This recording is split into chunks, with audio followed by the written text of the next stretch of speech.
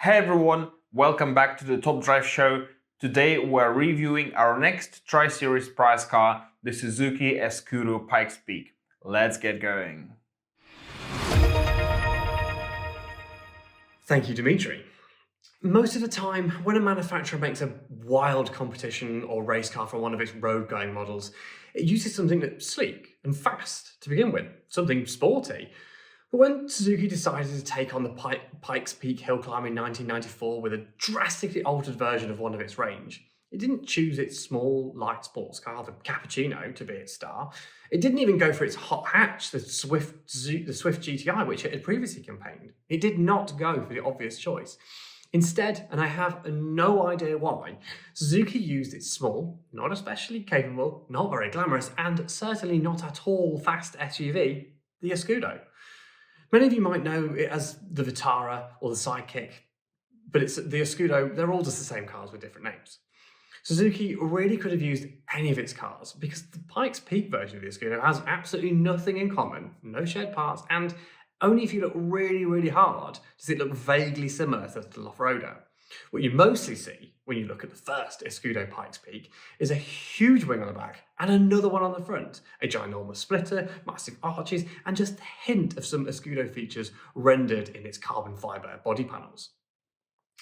Underneath its monstrous aero, the Escudo Pikes Peak had a bespoke tubular steel chassis and two 1.6-litre turbocharged engines that produce in total around 900 brake horsepower. Suzuki could have twisted and contorted any body it liked over this package, but it chose the Escudo. Maybe, just maybe because the hill climb car was four-wheel drive. That is the only connection I can see to the road-going Escudo. In 1995, the Escudo managed an overall win at Pikes Peak, yet still, Suzuki decided its hill climb car needed a thorough reworking.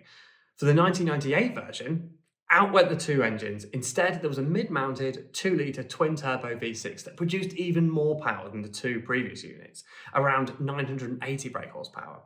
It still had four-wheel drive too, and it still vaguely resembled an Escudo, but now its body was even more distorted, and it had grown even more outrageous aerodynamic devices, a bigger rear wing, and wide fins at the front. It was absolutely wild.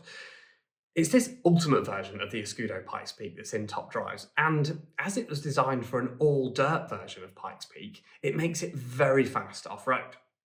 So let's see how it compares to its successor, the newer car, the Suzuki XL7 Pikes Peak, another Suzuki hill climb car with SUV connections. This newer, more powerful car, perfected for the part dirt, part tarmac Pikes Peak of 2007, so it has all surface tyres, doesn't have the traction to utilise all of its 107 brake horsepower on the dirt twisty circuits, and there also isn't space to pick up speed, so the older Escudo takes the win. Let's try the Escudo against this supercar, but still one suited to being off-road, the Porsche 959 Dakar.